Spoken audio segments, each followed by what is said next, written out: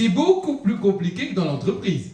C'est beaucoup plus compliqué que à l'Assemblée nationale. Aujourd'hui, les codes des pays démocratiques européens sont égalitaires.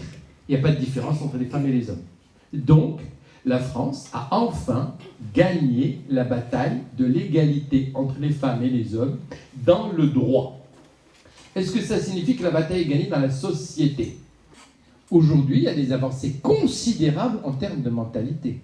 Par exemple, il y a des gens très sérieux, très instruits, qui pensaient en 1900 que les femmes faisaient tourner le lait une fois par mois. Qu'une femme ne pouvait pas, médecin, ne pouvait pas exercer.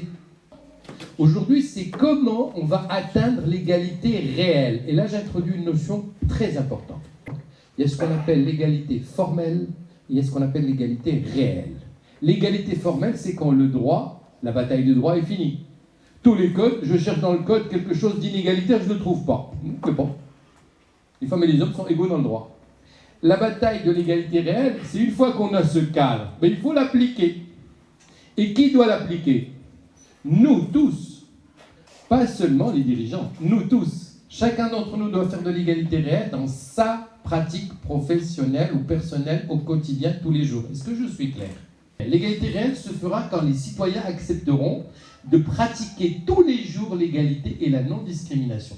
Et ça finit par faire évoluer les mentalités. Les mentalités n'évoluent pas par la magie ou la vertu du Saint-Esprit, elles évoluent par la pratique. Si chaque jour je fais de l'égalité, à un moment ça devient normal.